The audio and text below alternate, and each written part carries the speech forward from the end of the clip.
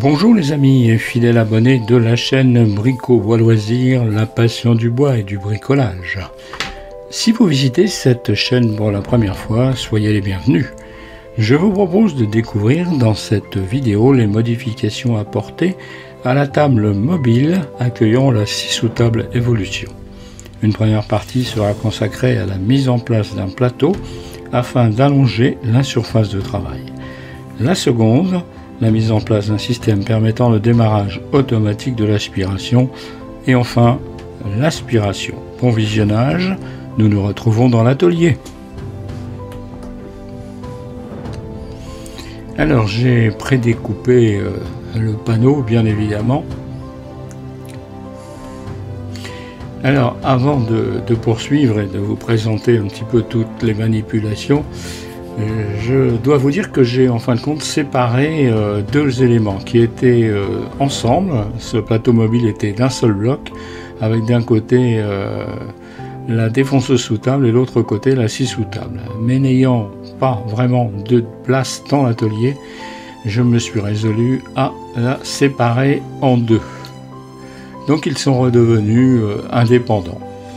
Alors j'ai coupé deux montants dans lesquels je vais procéder à différentes étapes, notamment des encoches permettant de dégager le rail, permettant le déplacement du guide parallèle. Alors je vais faire ça à la scie, tranquillement et au ciseau à bois, tout simplement.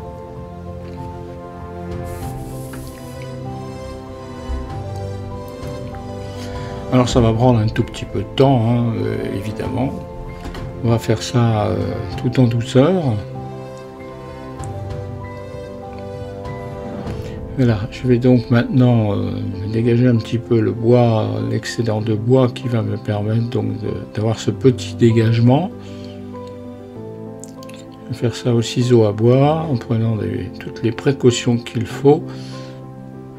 Merci à cet abonné qui a fait des commentaires sur l'utilisation du ciseau à bois par BBL, qui n'était pas très raisonnable et qui aurait pu causer de vilains dégâts. Donc BBL maintenant fait attention, il suit les conseils qu'on lui donne.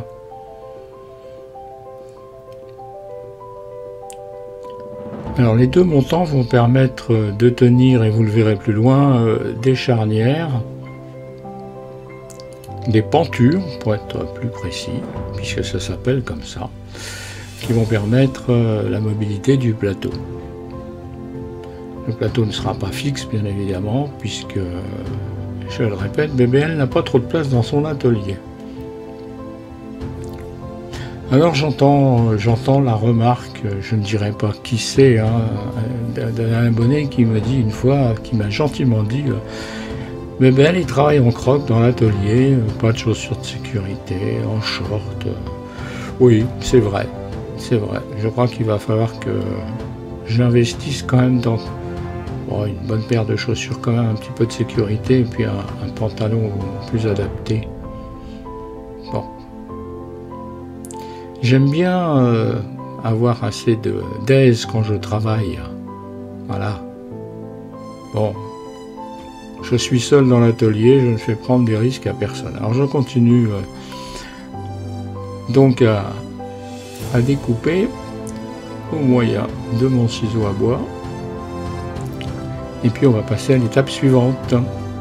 J'en profite pour vous proposer de vous abonner si ce n'est pas le cas, de mettre un petit pouce vers le haut si vous êtes satisfait de cette vidéo, ça fera toujours plaisir. Et puis de commenter. Donc voilà, ça c'est l'arrière, l'arrière de la machine. J'ai pré-percé, j'ai fait deux trous pour pouvoir me fixer dans la partie du plateau. Et sur la partie basse, je mettrai deux vis en biais. J'avais pensé mettre des pattes métalliques, mais en définitive, j'en suis resté à poser mes deux bras supports vissés, avec des vis en bas sur le côté. Alors, on va vérifier quand même si tout ça c'est niveau quand même. Alors ce meuble a été conçu en deux parties et ensuite raccordé. D'autant plus facile d'ailleurs de le désunir les uns l'un à l'autre.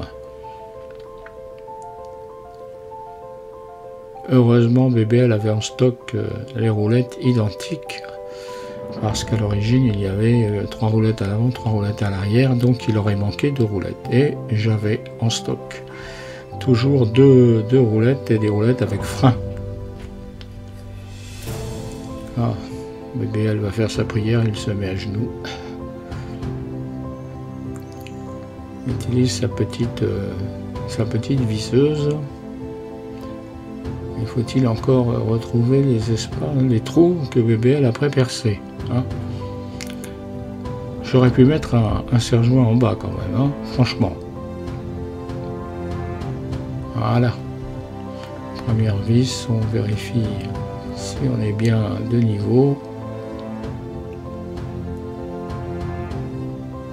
Et puis, on va procéder au vissage.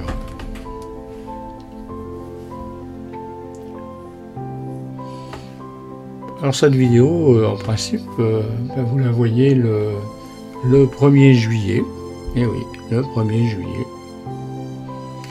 2 vidéos vont suivre et ensuite ce sera les grandes vacances de BBL pour 6 semaines.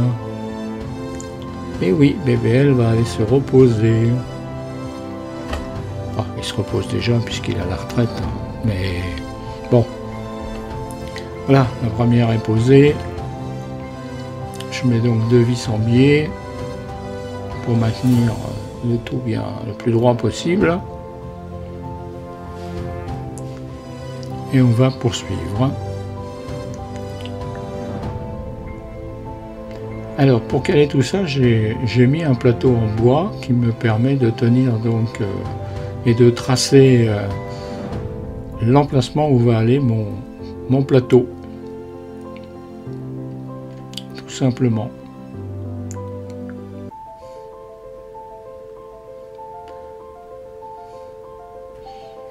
Alors BBL prend son temps, hein, vous avez remarqué. Il ne faut jamais courir dans l'atelier. Non, non, on ne court pas dans l'atelier. Bon, eh bien on passe à l'étape suivante. Hein. Allez BBL, il faut se secouer un petit peu. On a donc repéré les emplacements du plateau. Il faut désormais fixer les pentures. Donc ce sont des pentures qui font 40. Oui, c'est 40. Voilà. C'est suffisant pour porter le plateau. Donc on va repérer l'emplacement des trous, bien sûr. Ah oui, voilà, BBL a les mains qui ne tiennent pas le matériel. Ah, pas décidément. BBL va finir par se blesser.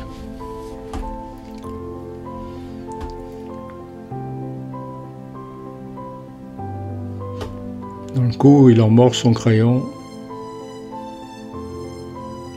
Allez, c'est bon. Donc on fera la même chose sur l'autre partie. Et puis voilà. Donc on va visser tout ça. J'ai fait un pré-perçage, je vous le précise. C'est pour ça que la vis rentre bien.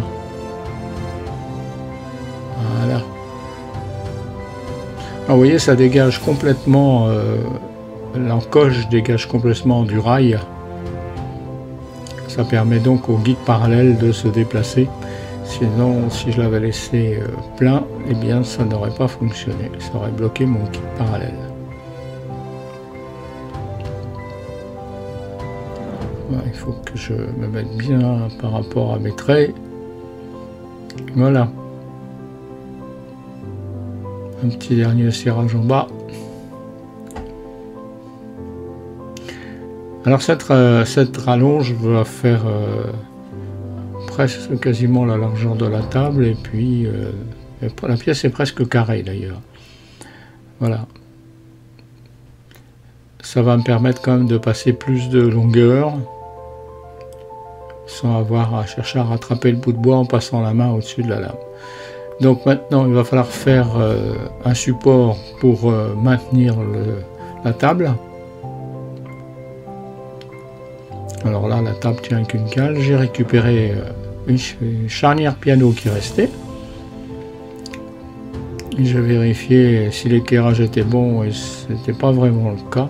J'aurais d'ailleurs dû le vérifier avant de poser ma charnière. Ça m'aurait fait gagner du temps, ça m'aurait évité de la démonter, de la recouper un petit peu, de la remettre. Voilà, donc là je suis d'équerre, ça va beaucoup mieux. Au passage, je représente ma très grande équerre acquise dernièrement, qui rend bien service à sa petite sœur, beaucoup plus petite, et le grand modèle que voilà. Alors ce support est fait dans du bois de récupération aussi, hein. Hormis le plateau qui provient d'un plateau acheté. On va recaler correctement la charnière piano après l'avoir retaillée. On va faire un pré-trou et mettre une vis.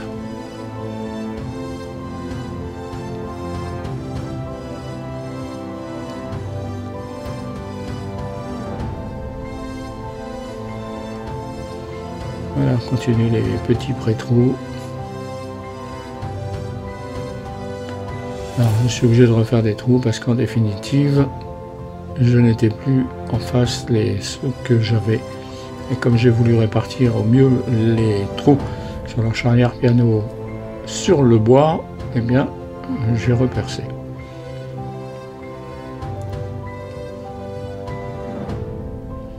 Alors si vous trouvez ça un petit peu long, hein, de temps en temps vous pouvez accélérer, hein. Mais BBL fait des vidéos pas trop longues quand même, une trentaine de minutes pour certaines. Celle-là devrait faire à peu près 16 ou 17 minutes. C'est tout à fait tolérable. Quand on aime, on compte pas. Voilà. C'est mieux. Il reste à poser. Alors ça va être quelque chose d'un peu compliqué, puisqu'il va falloir caler tout ça. Mais on va y arriver. Voilà. C'est fait. Ah oui. Vous voyez, par terre, il y a une plaque de contreplaqué de 5 mm qui a servi à BBL à poser ses genoux. Alors c'est posé, mais il va falloir quand même arrondir les angles, comme on dit. Hein, arrondir les angles parce que les coins saillants, c'est pas bon dans l'atelier. Souvent ça blesse. Donc voilà, un petit coup de scie sauteuse. Et puis un petit coup de ponçage. Et tout sera parfait.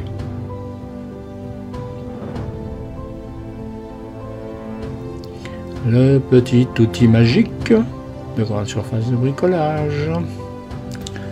Voilà. Qu'est-ce qu'on peut parler de lui? Allez. Alors je donnerai très certainement un petit coup de vernis sur cette table pour que ça glisse mieux, quoique ça glisse déjà pas mal.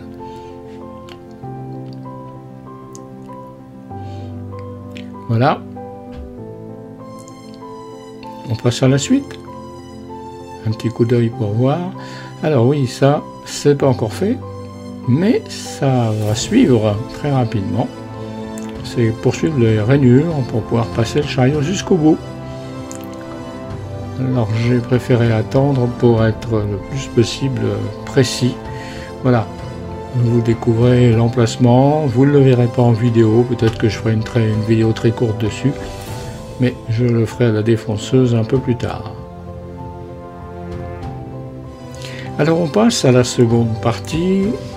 J'ai réalisé il y a déjà un bon moment un dispositif permettant de faire démarrer l'aspirateur que vous voyez, mais j'ai aussi donc affiné un petit peu le système d'aspiration en fixant sur la machine l'aspiration, et là j'ai un raccord qui me permet bien de me brancher facilement dessus, ce qui permet en l'occurrence bien de faire partir l'aspirateur cyclonique grâce au démarrage de la machine. Donc le voilà, on branche d'un côté, on appelle ça le maître, et de l'autre côté l'esclave. L'esclave c'est l'aspirateur. D'ailleurs c'est dans une vidéo, alors je ne l'ai plus en tête, mais je vous le mettrai dans la description. C'est un petit outil, un petit appareil, un accessoire électronique que l'on installe, et c'est relativement très facile. J'en ai profité pour faire un bon cordon pour la scie sous table. Voilà, cette vidéo s'achève. La machine a repris sa place, l'aspiration fonctionne, le démarrage fonctionne aussi très bien. Merci d'avoir suivi cette vidéo, amis abonnés, ou si vous êtes venu sur cette chaîne par hasard. Je vous propose pour suivre BBL de vous abonner, de commenter. N'oubliez pas le petit pouce vers le haut, ça fait plaisir. Et puis BBL, c'est aussi un site internet avec la possibilité de devenir membre, de bénéficier de plans gratuits et d'informations sur la mise en ligne des vidéos. À très bientôt les amis. Pour BBL, les vacances approchent. Bye bye.